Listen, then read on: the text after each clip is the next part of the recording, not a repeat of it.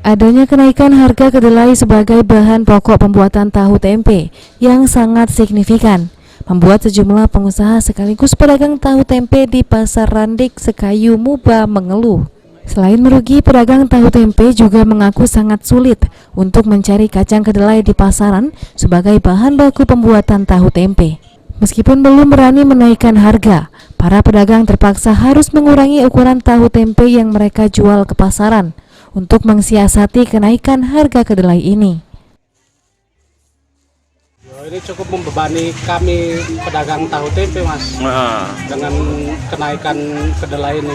Biasanya berapa kedelai di pasaran? Biasanya ya 7.000, cuma sekarang sudah tembus 9.600. Itu bahkan lebih ntar. Bisa naik lagi. Iya. Oh, ini kenapa bisa naik? Ya, kurang tahu, Mas, faktor apa. Stok di pasar nggak ada ya, Mas? Iya, mungkin ini kan kedelai impor, Mas. Oh, jadi nyari kedelai sendiri susah nggak, Mas? Di kedelai agen lokal susah, kurang ya.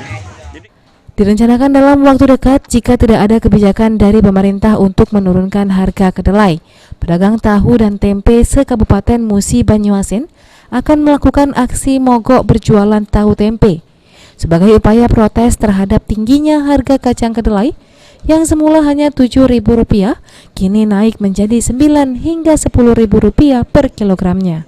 Jauh, pendapatan juga begitu, cuma ngepres untuk makan ini sebenarnya. Oh, untungnya tahan itu. Ini pasalnya apa, Mas? Gara-garanya apa?